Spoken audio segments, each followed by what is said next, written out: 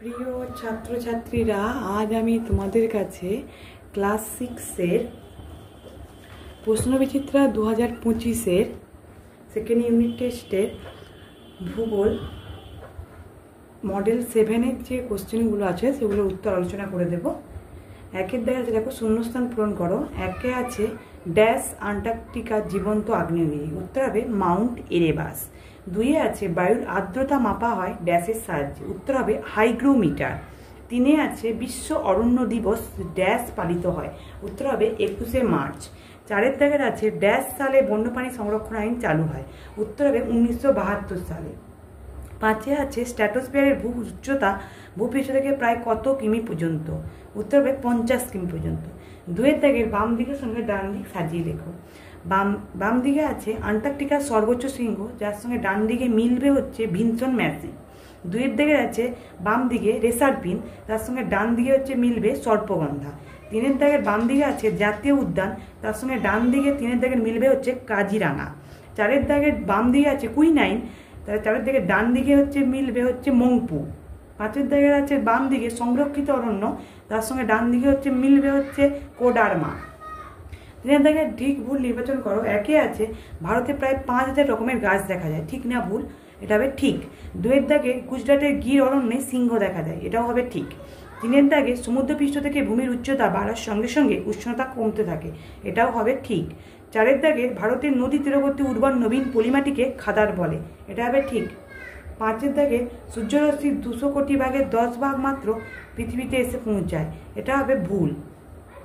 চারের দাগে সঠিক উত্তর নির্বাচন করো। একে আছে হিমালয় পার্বত্য অঞ্চলে দেখা যায় এ ম্যানগ্রোভ, বি সরলবর্গীয়, সি গুল্ম জাতীয় উদ্ভিদ, উত্তর হবে বি সরলবর্গীয়।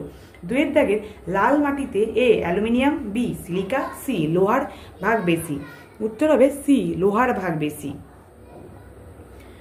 তিনের দাগের মৌসুমী বায়ুর প্রত্যাবর্তনকাল এ শরৎকাল, বি শীতকাল, সি বর্ষাকাল, উত্তর হবে এ শরৎকাল। চারের দাগের পৃথিবীর দ্বিতীয় বৃহত্তম মহাদেশ হলো A Asia, B Africa, C Europe, উত্তর হবে বি আফ্রিকা।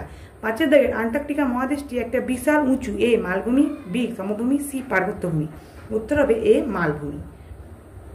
তারপর দেখো পাঁচের দাগের আছে দু এক কথায় উত্তর দাও। একে আছে বায়ুমণ্ডলে কোন গ্যাসের পরিমাণ সবচেয়ে বেশি, এর উত্তর হবে নাইট্রোজেন, যার সংকেত N2। দুয়ের দাগের বায়ুমণ্ডলে অবস্থিত আমাদের রক্ষা কবচটি কি, উত্তর হবে ওজোন স্তর, ওজোন স্তর। তিনের দাগের আছে আন্টার্কটিকায় অবস্থিত ভারতের দ্বিতীয় গবেষণা কেন্দ্রটির নাম কি, উত্তর হবে মৈত্রী। চারের দাগের কোন স্থানকে পৃথিবীর শীতলতম স্থান বলে, উত্তর হবে ভস্টক।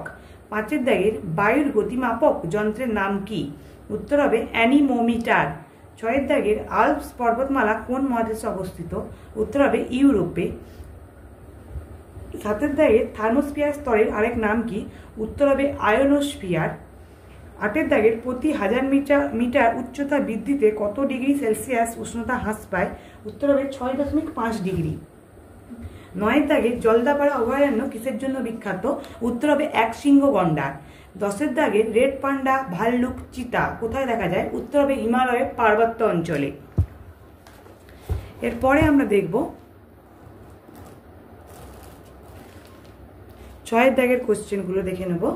যে ছয়ের দাগের প্রথম কোশ্চেন যেটা আছে সেটা হচ্ছে পরিযায়ী পাখি কাকে বলে। এটা আমি 92 পেজে, দেখো টেক্সট বইয়ের 92 পেজে যে পরিযায়ী পাখি কাকে বলে এখান থেকে এতটা পর্যন্ত লিখলেই হবে, অবশ্যই তোমরা টেক্সট বই থেকে বাড়িতে মুখস্থ করে নেবে। দুয়ের দাগের আছে সুরক্ষিত অরণ্য কাকে বলে। সুরক্ষিত অরণ্য কাকে বলে আছে, দেখো পেজ নম্বর 93 টেক্সট বইয়ে এই যে সুরক্ষিত অরণ্য দেখতেই পাচ্ছ, এখান থেকে এতটা পর্যন্ত বললেই হবে, অবশ্যই তোমরা টেক্সট বই থেকে বাড়িতে মুখস্থ করে নেবে। তার পরেরটা দেখো কোশ্চেন, তিনের দাগের কোশ্চেন কি আছে দেখো, কালবৈশাখী কাকে বলে। যেটা হচ্ছে আমি তোমাদেরকে টেক্সট বই দেখেই সবগুলো বলার চেষ্টা করব। কালবৈশাখী ঝড় দেখো এই টেক্সট বইয়ের 80 নম্বর পেজে যে কালবৈশাখী, এখান থেকে পুরোটা লিখলেই হবে। চারের থেকে দেখো ল্যাটেরাইট মাটি সম্পর্কে যা জানো লেখো। এই দেখো এখানে দেখো যে ল্যাটেরাইট মাটি আছে, এইখান থেকে এতটা মানে পুরোটা পর্যন্ত লিখলেই হবে। এটা টেক্সট বইয়ের পেজ নম্বর 84-তে আছে। পাঁচের দাগের দেখো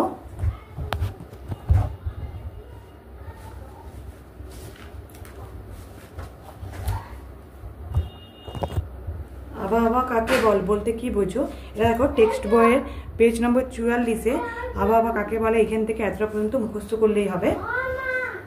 দেখো 7-এর দাগের 1-এ আছে মাটি সংরক্ষণ করতে গেলে আমাদের কি কি করতে হবে, ঠিক আছে? যেটা দেখো ভূগোলের টেক্সট বইয়ে এই যে পেজ নম্বর 86-তে যে মাটি সংরক্ষণ করতে গেলে আমাদের কি কি করা উচিত এই পয়েন্টগুলো মুখস্থ করলেই হবে।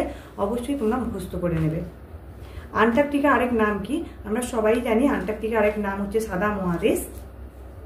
বলছে পেঙ্গুইন সম্পর্কে যা জানো সেটা লিখতে বলছে। তোমার আমাদেরকে এই যে দেখো পেজ নম্বর 41-এ পেঙ্গুইন এই যে এখান থেকে এতটা পর্যন্ত লিখলেই হবে। তোমরা অবশ্যই বাড়িতে মুখস্থ করে নেবে। তোমাদের যদি আমার এই চ্যানেলটা ভালো লেগে থাকে অবশ্যই লাইক কমেন্ট আর অবশ্যই বেশি বেশি করে শেয়ার করে দেবে যাতে সবার দেখতে সুবিধা হয়। ধন্যবাদ। আর তোমাদের যদি কিছু বুঝতে অসুবিধে হয় অবশ্যই আমাকে কমেন্ট করে জানাবে, আমি অবশ্যই রিপ্লাই দেওয়ার চেষ্টা করব।